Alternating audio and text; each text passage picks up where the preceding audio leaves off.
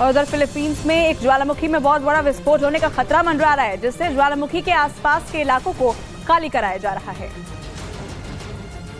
जिससे हजारों लोग अपने घरों से भागने के लिए मजबूर हो गए हैं, क्योंकि अल्बे प्रांत में फिलीपींस के सबसे ज्यादा सक्रिय ज्वालामुखी में से एक मेयोन ज्वालामुखी के क्रेटर से गैस, मलबे और चट्टानों के निकलने का सिलसिला जारी है और उसकी वजह से अधिकारियों को आशंका है कि यहाँ खतरनाक विस्फोट हो सकता है। इसलिए ज्वालामुखी के क्रेटर के 6 किलोमीटर के दायरे में 6000 से ज्यादा ग्रामीणों को निकालकर सुरक्षित जगहों पर पहुंचाया गया, जबकि दावा किया जा रहा है कि अभी डेंजर जोन से हजारों को निकालना बाकी है। ताइवान को लगातार चीन से खतरा महसूस हो रहा है और इसी के लिए वो सैन्य तैयारियों को मजबूत करने में लगा है। शनिवार को ताइवान के तट रक्षकों ने देश के राष्ट्रीय महासागर दिवस के अवसर पर अभ्यास किया। अलग अलग जगहों पर हुए इन अभ्यासों में एक काओशुंग के दक्षिणी शहर में हुआ, जहां समुद्र और हवा के रास्ते होने वाले हमलों को नाकाम करने की कोशिश की गई। इस मौके पर ताइवान की राष्ट्रपति साई इंग वेन ने कहा कि बदलते माहौल में हमें अपने तटों की रक्षा सुनिश्चित करनी है।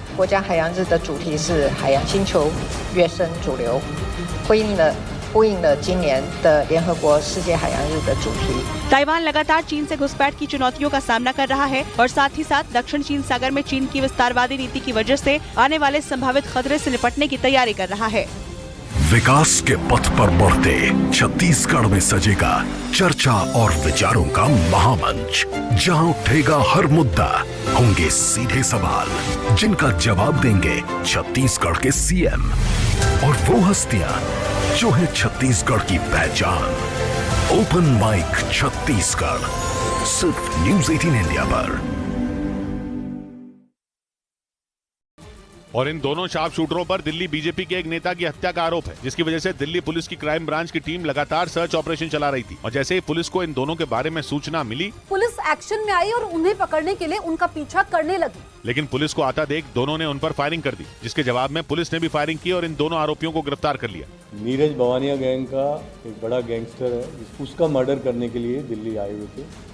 पुलिस ने बताया कि इन दोनों शूटरों पर कई केस दर्ज हैं और मुठभेड़ के बाद इनके पास से जिगाना पिस्तौल भी बरामद हुई। वहीं आरोप है कि इन दोनों आरोपियों ने ही अतीक के शूटरों को जिगाना पिस्तौल दी थी, जिससे अतीक अहमद की हत्या हुई थी।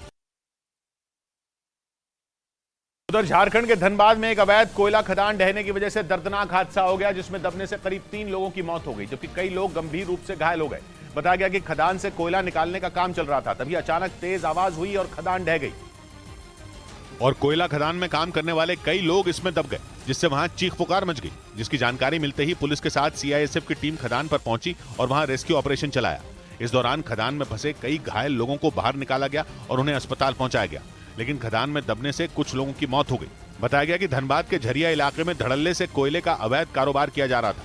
यहाँ के जितने भी कोयला का चोर है जो रोज तस्लीम करते हैं, उस पर अविलंब FIR दर्ज हो। वहीं इस घटना के बाद आसपास के लोगों ने प्रशासन के खिलाफ नाराजगी जताई और मृतकों के परिवारों के लिए मुआवजे की मांग की।